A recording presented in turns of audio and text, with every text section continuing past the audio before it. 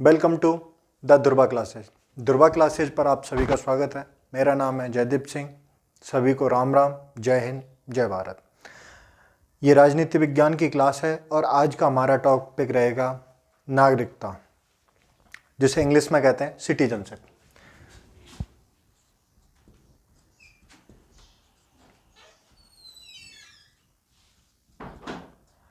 अब हमें देखना ही है नागरिक क्या होते हैं। सबसे पहले हम अर्थ को जानेंगे। क्या है नागरिक? देखो, दो तरीके के लोग होते हैं। एक तो होते हैं नागरिक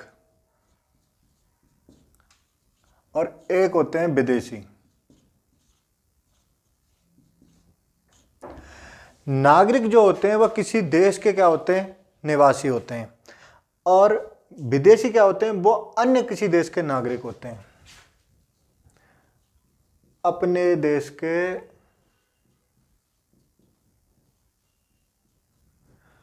और ये दूसरे देश के साथ। अब इन दोनों में अंतर क्या है?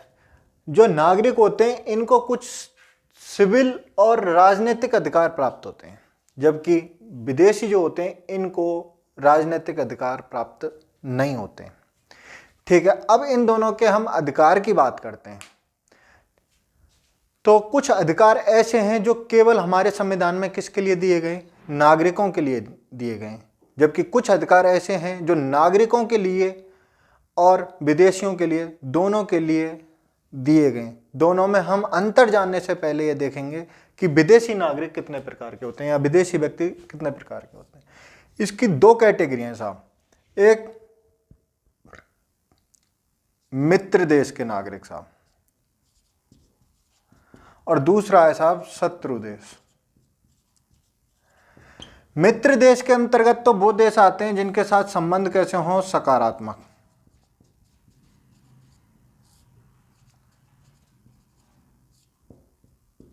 सकारात्मक संबंध हो।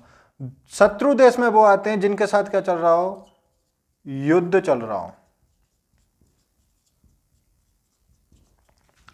अब इन दोनों में क्या अंतर है, हम उस पर भी चर्चा कर लेते हैं। जो शत्रु देश के नागरिक होते हैं इनको साहब गिरफ्तारी और नजरबंदी से संरक्षण नहीं होता है। नजरबंदी से संरक्षण नहीं, और ऐसा कहा गया है आर्टिकल 22 के अनुसार। हमने देखा अर्थ देखा नागरिक के क्या है। व्यक्ति कितने प्रकार के होते हैं? दो प्रकार के होते हैं। व्यक्ति दो प्रकार के होते हैं, एक नागरिक और दूसरा विदेशी। नागरिक वो होते हैं जो अपने देश के होते हैं और विदेशी वो होते हैं जो अन्य किसी देश के लोग होते हैं। ठीक है, नागरिकों को राजनीतिक और सिविल अधिकार प्राप्त होते हैं, जबकि विदेशियों को यह अधिकार प्राप्त नहीं होते। नागरिकों को मूल अधिकार भी प्राप्त होते हैं और कुछ मूल कर्तव्य भी उनके होते हैं, उन पर हम चर्चा करेंगे। इसके अलावा हम देखेंगे कि जो विदेशी लोग थे उनको दो कैटेगरियों में बांटा गया है, एक मित्र देश के और दूसरा शत्रु देश के। मित्र देश में वो लोग आते हैं जो मित्र देश में वो राष्ट्र आते हैं जिनके साथ हमारे संबंध या भारत के संबंध कैसे हैं? सकारात्मक संबंध है या अच्छे संबंध है। शत्रु देश के अंतर्गत वो देश आते हैं जिनके साथ क्या चल रहा है? युद्ध चल रहा है। और शत्रु देश के जो लोग होते हैं उनको गिरफ्तारी और नजरबंद से क्या नहीं होता? संरक्षण प्राप्त नहीं होता है, अनुच्छेद 22 के अनुसार। अब हम देखेंगे कि जो नागरिक होते हैं, सबसे पहले हम देखेंगे जो केवल नागरिकों की बात कर लेते हैं। केवल नागरिकों के संविधान के अनुसार अधिकार। अगर हम बात करें तो मूल अधिकार दिए गए हैं साहब कुछ, जो केवल किनको प्राप्त हैं? नागरिकों को प्राप्त हैं, जिनमें है अनुच्छेद 15, 16, 19, 29 और 30। ये 5 जो मूल अधिकार हैं ये किसको प्राप्त हैं? केवल और केवल जो अपने देश के नागरिक हैं या भारत के नागरिक हैं उनको प्राप्त हैं। अब हम इनको थोड़ा सा देख लेते हैं कि अनुच्छेद 15 में क्या है। अनुच्छेद 15 कहता है धर्म, मूल, वंश, जाति, लिंग, जन्म स्थान के आधार पर क्या नहीं किया जाएगा? किसी भी नागरिक के साथ विभेद नहीं किया जाएगा। धर्म, मूल, वंश, लिंग, जाति और जन्म स्थान के आधार पर क्या नहीं होगा?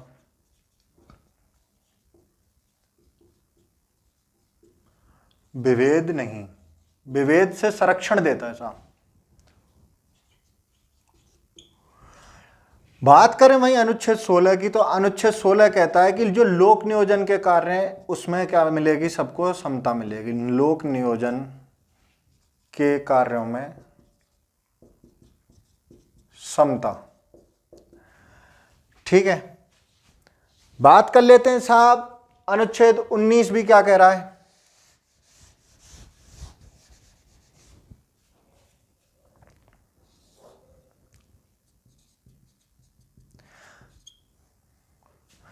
शत्रु देश देखा, शत्रु देश में अनुच्छेद 22 के अनुसार क्या था? गिरफ्तारी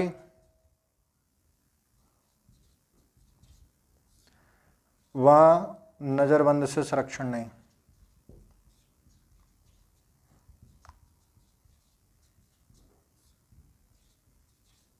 ठीक है, अब हम बात कर लेते हैं अनुच्छेद 19 की। अनुच्छेद 19 कहता है कि वाक, वाक मतलब बोलना, वाक एवं अभिव्यक्ति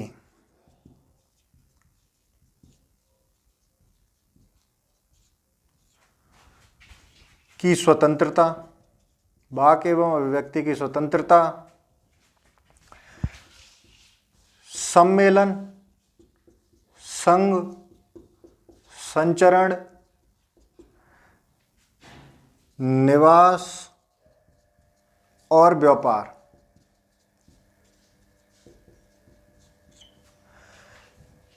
अनुच्छेद 19 में वाक, अभिव्यक्ति, स्वतंत्रता, सम्मेलन, संघ और संचरण, संचरण यानी घूमना की स्वतंत्रता देता है अनुच्छेद 19। और ये केवल और केवल किसको प्राप्त है? ये जितने भी हैं अपन देख रहे हैं 15, 16, 19 और अनुच्छेद 29 एवं 30।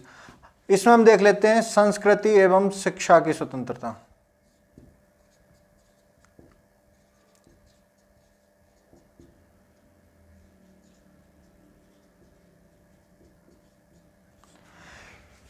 ये जो 5 मूल अधिकार हैं केवल और केवल किसको प्राप्त हैं साहब? नागरिकों को प्राप्त हैं। अनुच्छेद 15 के अनुसार ये कहा गया, हालांकि हम अनुच्छेद जितने भी हैं 15, 16, 17 इनको मूल अधिकारों को हम डिटेल से पढ़ेंगे, लेकिन यहां आ गए हैं बीच में तो समझने की दृष्टि से थोड़ा सा इन पर नजर डाल लेते हैं। अनुच्छेद 15 कहता है कि किसी भी नागरिक के साथ धर्म, मूल, वंश, लिंग, जाति, जन्म स्थान के आधार पर क्या नहीं किया जाएगा? विभेद नहीं किया जाएगा। वहीं अनुच्छेद 16 कहता है लोक नियोजन के कार्यों में क्या नहीं किया जाएगा? विभेद नहीं किया जाएगा, यानी सबको क्या मिलेगा? समान अधिकार प्राप्त होंगे। हालांकि इसमें और भी सब क्लॉज हैं, उन सब क्लॉजों को हम जब देखेंगे जब हम पर्टिकुलर उस अनुच्छेद को पढ़ रहे होंगे। इसके अलावा बात कर लेते हैं अनुच्छेद 19 की। तो अनुच्छेद 19 कहता है वाक यानी बोलने की स्वतंत्रता, अभिव्यक्ति मतलब अभिव्यक्त करना, मतलब प्रदर्शित करना। बोलने में विचार भी शामिल है कि बोलने या विचार, जो भी आपके विचार हैं उनकी आपको जो स्वतंत्रता है, इसके अलावा जो स्वतंत्रता है जैसे कि सम्मेलन की स्वतंत्रता, जैसे सम्मेलन आयोजित करने की स्वतंत्रता हो गई, या संघ बनाने की स्वतंत्रता, या संचरण, संचरण मतलब घूमना, निर्बाध रूप से घूमने की स्वतंत्रता भी अनुच्छेद 19 के अनुसार है। और निवास यानी मतलब रहने की स्वतंत्रता और व्यवसाय की स्वतंत्रता, ये पांचों की पांचों स्वतंत्रता ये किसको दी गई है? ये पूरी की पूरी स्वतंत्रता किसको दी गई है? केवल और केवल नागरिकों को प्राप्त है साहब, विदेशी लोगों को प्राप्त नहीं है। कल को कोई भी विदेशी नागरिक आगे कहे नहीं, भारत का संविधान कहता है कि हमें क्या बोलने की स्वतंत्रता है, सम्मेलन करने की स्वतंत्रता है, संघ बनाने की स्वतंत्रता है, या निर्बाध रूप से घूमने या संचरण की स्वतंत्रता है, निवास की स्वतंत्रता है या व्यापार की स्वतंत्रता है, तो नहीं है साहब। ये केवल और केवल किसके लिए? भारत के लोगों के लिए, भारतीयों के लिए। विदेशियों के लिए नहीं है। अनुच्छेद 19 क्लियर कहता है ये बात। और अनुच्छेद 29 और 30 में क्या है, संस्कृति एवं शिक्षा की स्वतंत्रता भी किसको है, केवल और केवल भारतीय नागरिकों को। इसके अलावा साहब हमने यहां पे देखा कि अपने जो देश के लोग हैं या जो नागरिक हैं, उन नागरिकों को क्या है साहब, कुछ राजनीतिक अधिकार भी प्राप्त हैं।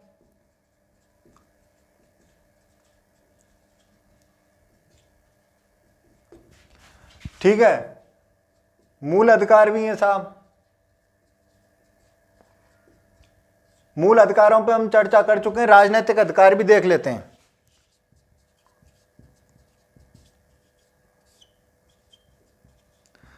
क्या क्या है साहब राजनीतिक अधिकार, जो केवल किसके लिए, केवल नागरिकों के लिए।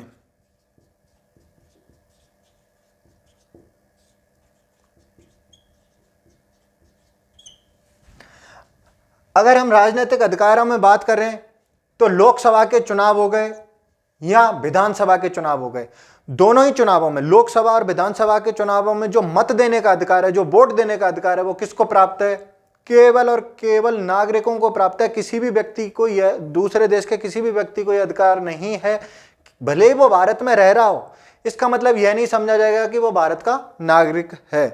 भले ही वो भारत में रह रहा हो, कल को कोई व्यक्ति आके ये कहे कि मैं भारत में पिछले कई सालों से रह रहा हूं, मुझे वोट देने का अधिकार है, तो नहीं है साहब। जब तक वो क्या नहीं है, भारत के नागरिकता ग्रहण नहीं कर लेता, जब तक उसे भारतीय नागरिक नहीं माना जाता, तब तक क्या नहीं मान, उसे राजनीतिक अधिकार प्राप्त नहीं होंगे। और ये केवल और केवल किसको प्राप्त हैं, नागरिकों को प्राप्त हैं। अगर बात करें राजनीतिक अधिकारों को, तो लोकसभा और विधानसभा, क्योंकि ये दोनों ही सदनों में क्या है, जनता क्या डायरेक्ट पार्टिसिपेट करती है, डायरेक्ट राजनीति में भाग लेती है या वोट देती है।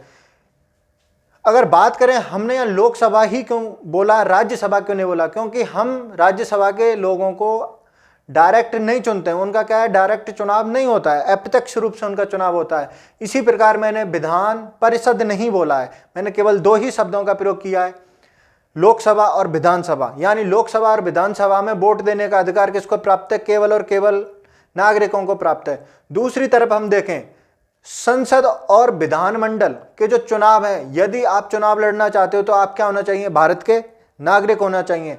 इसके अलावा राष्ट्रपति, उपराष्ट्रपति, सुप्रीम कोर्ट के न्यायाधीश, हाई कोर्ट के न्यायाधीश, महाधिवक्ता और महान्यायवादी, ठीक है ना, सुप्रीम कोर्ट, हाई कोर्ट के न्यायाधीश, महाधिवक्ता, महान्यायवादी, राष्ट्रपति, उपराष्ट्रपति, आपको इनमें से कोई सा भी चुनाव लड़ना होगा तो सबसे पहली योग्यता यही देखी जाती है कि आप भारत के नागरिक हो कि नहीं है। सबसे पहली लाइन यही लिखी होनी चाहिए कि यही होती है कि वह भारत का नागरिक होना चाहिए, जो भी व्यक्ति इन पदों पे क्या है, चुनाव लड़ रहा है। तो ये अधिकार यहाँ पर राजनीतिक अधिकारों में हम देख सकते हैं। तो पहला हमने देखा लोकसभा और राज्यसभा में वोट देने का सा, सॉरी, लोकसभा और विधानसभा, लोकसभा और विधानसभा में मत देने का अधिकार। दूसरा हमने देखा साहब संसद और विधानमंडल।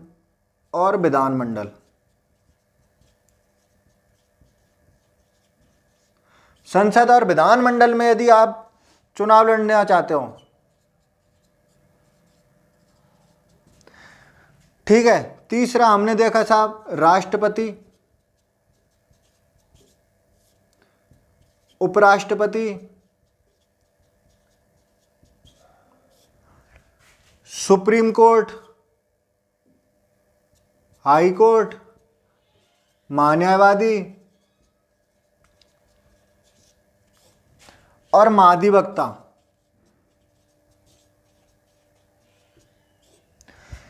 ठीक है, इनके लिए आपको क्या, इन पदों पर आपको जाना है या इन पदों पर आपको नियुक्त होना है तो आपको क्या होना चाहिए, भारत का नागरिक होना चाहिए। यह था जो केवल और केवल नागरिकों को जो क्या है, अधिकार प्राप्त हैं। हमने पहले देखा जो कौन कौन से मूल अधिकार प्राप्त हैं, जो केवल और केवल किसको प्राप्त हैं, केवल और केवल नागरिकों को प्राप्त है। अनुच्छेद 15, अनुच्छेद 16, अनुच्छेद 19, अनुच्छेद 29 और अनुच्छेद 30।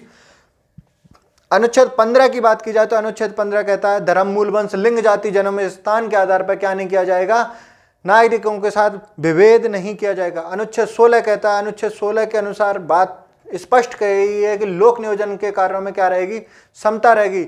अनुच्छेद 19 की बात करते हैं तो वाक एवं अभिव्यक्ति की स्वतंत्रता दी गई है साहब, संगठन की स्वतंत्रता दी गई है, सम्मेलन की स्वतंत्रता दी गई है, संचरण करने की स्वतंत्रता दी गई है, निवास करने की स्वतंत्रता दी गई है और व्यवसाय करने की स्वतंत्रता केवल और केवल, ये 5 और 6 जो स्वतंत्रता है वो केवल और केवल किसको दी गई है, नागरिकों को दी गई है। अब बात कर लेते हैं राजनीतिक अधिकारों की। तो राजनीतिक अधिकारों में लोकसभा और विधानसभा में अगर आपको वोट देना है, लोकसभा और विधानसभा के प्रत्याशियों को यदि आप वोट देना चाहते हो तो आप भारत के नागरिक होना चाहिए, अनिवार्य रूप से भारत के नागरिक होने चाहिए। और यदि आप संसद या विधानमंडल के चुनाव लड़ना चाहते हो तो आप भारत के नागरिक होने चाहिए। राष्ट्रपति, उपराष्ट्रपति, सुप्रीम कोर्ट के न्यायाधीश, हाई कोर्ट के न्यायाधीश, महाधिवक्ता और महान्यायवादी पद पर आप नियुक्त होना चाहते हो तो आपको क्या होना चाहिए, सर्वप्रथम भारत का नागरिक होनी चाहिए। पहली योग्यता साहब यही है। एक बात तो स्पष्ट हो गई है कि भारत के जो नागरिक हैं और विदेशी जो लोग हैं या विदेशी नागरिक हैं, इन दोनों में अंतर है। और अंतर क्यों जरूरी था साहब, इसलिए जरूरी था क्योंकि ये अधिकार किसको प्राप्त है, केवल और केवल नागरिकों को प्राप्त है, विदेशियों को नहीं। अब बात कर लेते हैं कि भारत के संविधान में कौन से भाग में और कौन से अनुच्छेद में नागरिकों से संबंधित वर्णन देखने को मिलता है। बात करते हैं साहब।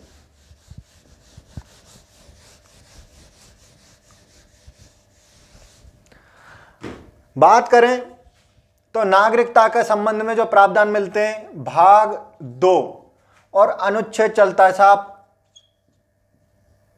5 से 11। आज हम देखेंगे केवल और केवल यहां पर अनुच्छेद 5 के बारे में चर्चा करेंगे। अगली क्लास में हम चर्चा करेंगे अनुच्छेद 6 पे। तो सबसे पहले हम अनुच्छेद 5 की बात कर लें। अनुच्छेद 5 कह रखता है, उससे अनुच्छेद 5 के बारे में चर्चा करने से मैं पहले बता दूं, भारत के संविधान में भाग 2 में संविधान के 22 भाग हैं। यदि आपने उनको नहीं देखा है तो डिस्क्रिप्शन बॉक्स में उसकी लिंक दी गई है, आप उनको वहां से देख सकते हो। तो ये संविधान का जो भाग 2 है उसमें अनुच्छेद चलते हैं 5 से 11। टोटल अगर अनुच्छेदों की बात करें तो 395 अनुच्छेद हैं। कौन से भाग में कितने अनुच्छेद हैं और कौन कौन से अनुच्छेद हैं, इसके बारे में संपूर्ण वीडियो पहले से ही बनाई जा चुकी है। डिस्क्रिप्शन बॉक्स में उसका लिंक है। संविधान के 22 भाग हैं, प्रत्येक भाग की अलग अलग से चीजें बताई गई हैं। इसमें बात करेंगे हम अनुच्छेद 5 से 11 तक, लेकिन उससे पहले हम बात करते हैं संविधान में नागरिकता को लेकर क्या प्रावधान स्पष्टीकरण किया गया है। तो बात करें संविधान की, कोई ज्यादा खास स्पष्टीकरण दिया गया नहीं है कि कोई व्यक्ति कब तक भारत का नागरिक रहेगा और कब भारत का नागरिक खो देगा या कैसे भारत की नागरिकता अधिग्रहण करेगा। अच्छा साहब, जब ऐसा कुछ है ही नहीं तो फिर पता कैसे चलेगा कि कौन व्यक्ति भारत का नागरिक बनेगा, तो कैसे बनेगा? उसके संबंध में प्रावधान कौन बनाएगी साहब? संसद बनाएगी। और संसद सबसे पहले लेके आई थी नागरिकता अधिनियम 1955 लेके आई थी साहब। कौन सा अधिनियम लेके आई थी? नागरिकता अधिनियम 1955 लेके आई थी।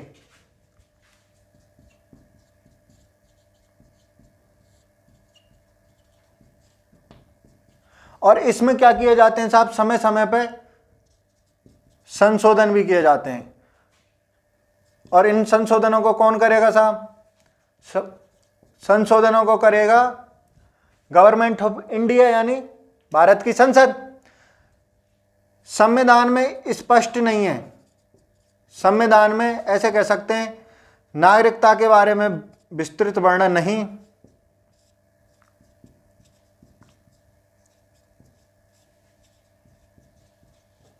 तो फिर संविधान में दे क्या रखा है? संविधान में दे रखा है कि जिस समय भारत का जो संविधान लागू हुआ उस समय कौन व्यक्ति भारत का नागरिक है, इसके बारे में कुछ जानकारी थी। संविधान लागू होने के समय नागरिकता,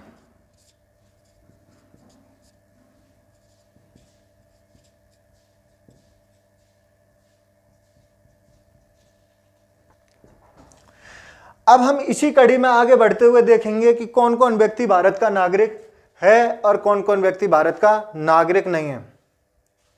ठीक है, अब हम इसमें देखेंगे सबसे पहले अनुच्छेद 5 को।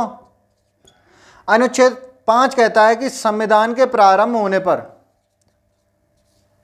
संविधान के लागू होने पर नागरिकता संबंधी प्रावधान संविधान के लागू होने पर नागरिकता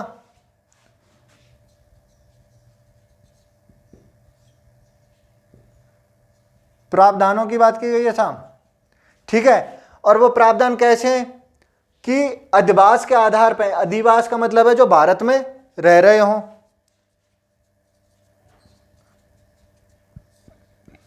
इसके लिए अनुच्छेद 5 को यदि चलना है तो उसके अनुसार आपको 3 शर्तें हैं साहब। शर्त कितनी है? 3, और इनमें से कोई एक पूरी करनी है।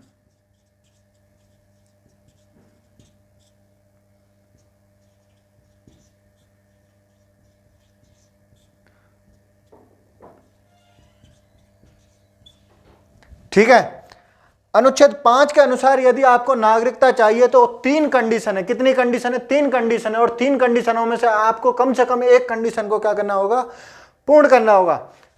अनुच्छेद 5 के अनुसार क्लियर कहा गया है कि भारत का जब संविधान लागू हुआ, यानी 26 जनवरी 1950 के दिन कौन व्यक्ति को भारत का नागरिक माना जाएगा, उसके आधार पर किस व्यक्ति को नागरिक माना गया उसके संबंध में प्रावधान है, जिसमें 3 शर्तें, और 3 शर्तों में से आपको कोई एक शर्त में आपको फिट बैठना होगा, एक शर्त पूरी करनी होगी, तभी आप भारत के नागरिक माने जाओगे। पहली शर्त थी कि जो व्यक्ति है वो भारत में जन्म लिया हो, ठीक है साहब। दूसरी शर्त है कि वह व्यक्ति क्या होना चाहिए? उस व्यक्ति का माँ या बाप, या जिसे फादर कह लो, पिता कह लो, आप जो भी कहना चाहो, कि यानी माता या पिता में से कोई एक व्यक्ति क्या होना चाहिए? भारत में जन्म लेना चाहिए, यानी भारत में जन्मा हो। उसके माँ बाप में से, जो व्यक्ति नागरिकता लेना चाहता है उसके माँ बाप में से कोई व्यक्ति कहाँ हो? भारत में जन्मा हो। और तीसरी बात क्या कहती है साहब? तीसरी बात कहती है कि वह व्यक्ति कम से कम संविधान लागू होने से 5 वर्ष पूर्व से कहाँ रह रहा हो?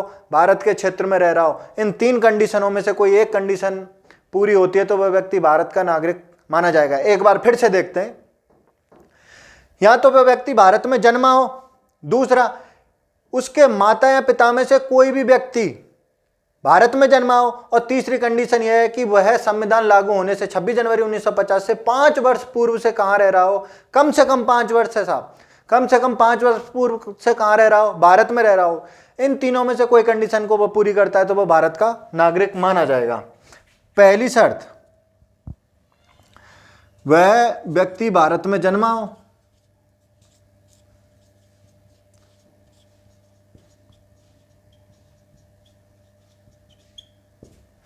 दूसरी शर्त है साहब कि उसके माता या पिता में से, उसके माँ या पिता में से कोई एक भारत में जन्मा हो।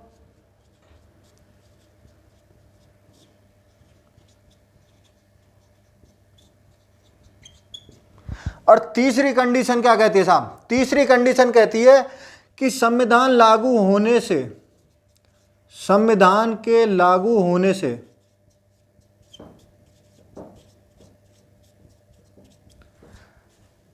कम से कम 5 वर्ष पूर्व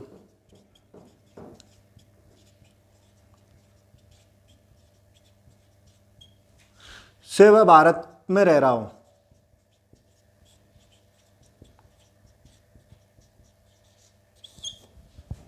ठीक है, इसके आधार पर वह व्यक्ति क्या समझा जाएगा? भारत का नागरिक समझा जाएगा। आज हमने देखा, आज हमने इस क्लास में क्या देखा? आज हमने इस क्लास में देखा कि नागरिकता का क्या अर्थ है, कौन नागरिक है और कौन विदेशी है। विदेशियों के भी हमने 2 टाइप देखे, एक तो वह जो मित्र राष्ट्र का है, यानी जिसके साथ भारत के संबंध कैसे हैं? सकारात्मक है। दूसरा वह व्यक्ति देखा जो शत्रु राष्ट्र का निवासी है या शत्रु राष्ट्र का है और जो भारत में है। 2 प्रकार के देखे। अगर शत्रु राष्ट्र के किसी व्यक्ति की बात करें तो उसे अनुच्छेद 22 के अनुसार क्या प्राप्त नहीं है? गिरफ्तारी और नजरबंदी के संबंध में संरक्षण प्राप्त नहीं है। बात करें कि साहब कुछ अधिकार भी दिए गए, ठीक है, संविधान के अनुसार, जो कौन है? भारत के मूल मतलब नागरिक हैं। नागरिकों को कुछ मूल अधिकार भी दिए गए। तो मूल अधिकार कौन कौन से देखे हमने? अनुच्छेद 15, अनुच्छेद 16, अनुच्छेद 19, अनुच्छेद 29 और अनुच्छेद 30। अनुच्छेद 15 की बात की गई थी साहब। अनुच्छेद 15 में कहा गया धर्म, मूल, वंश, लिंग, जाति, जन्म स्थान के आधार पर क्या नहीं किया जाएगा? विभेद नहीं किया जाएगा। अनुच्छेद 16 कहता है लोक नियोजन के कार्यों में क्या होगी? समता होगी। अनुच्छेद 19 क्या कहता है? अनुच्छेद 19 कहता है वाक एवं अभिव्यक्ति की क्या है? स्वतंत्रता है, सम्मेलन करने की स्वतंत्रता है, संघ बनाने की स्वतंत्रता है, संचरण करने की स्वतंत्रता है, निवास करने की स्वतंत्रता है और व्यवसाय करने की स्वतंत्रता है। ये जितनी भी स्वतंत्रताएं ये केवल और केवल किसको प्राप्त होंगी? भारत के मूल नागरिक यानी जो नागरिक हैं उनको प्राप्त होंगी। इसके बाद हमने देखा अनुच्छेद 29 और 30 जिसमें संस्कृति एवं शिक्षा से संबंधित स्वतंत्रता है, ये भी किसको प्राप्त है? केवल और केवल भारतीय नागरिकों को प्राप्त है। इसके बाद हमने देखा कि भारतीय नागरिकों को कौन कौन से और राजनीतिक अधिकार प्राप्त हैं। तो लोकसभा और विधानसभा में वोट देने का अधिकार केवल भारतीय नागरिकों को प्राप्त है। इसके बाद हमने देखा कि संसद में चुनाव लड़ना है या विधानमंडल में चुनाव लड़ना है तो आप कम से कम सबसे पहली योग्यता यह है कि आप भारत के नागरिक हों। इसके बाद हमने देखा राष्ट्रपति, उपराष्ट्रपति, सुप्रीम कोर्ट, हाई कोर्ट के जो न्यायाधीश हैं, इसके अलावा महाधिवक्ता और महान्यायवादी, यदि आप इन पदों पर नियुक्त होना चाहते हो तो आपको भारत का नागरिक होना चाहिए। ये तो थे हमारे मूल अधिकार और राजनीतिक अधिकार। ये किसको प्राप्त नहीं है? विदेशी लोगों को प्राप्त नहीं है। इसके अलावा हमने साहब कर्तव्य भी देख लेते हैं कि भारतीय नागरिकों को कौन कौन से कर्तव्य हैं।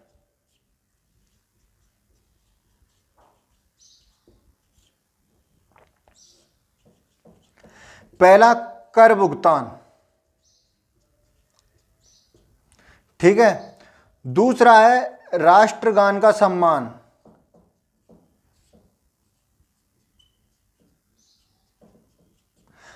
राष्ट्रगीत का सम्मान और चौथा है देश की सुरक्षा का।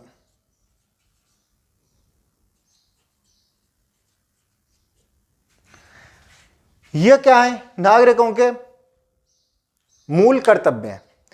आज की क्लास में बस इतना ही। बने रहिए द दुर्वा क्लासेस के साथ। और वीडियो अच्छी लगी है तो लाइक करें, नहीं अच्छी लगी डिसलाइक करें। डिसलाइक क्यों की कमेंट बॉक्स में जरूर बताएं।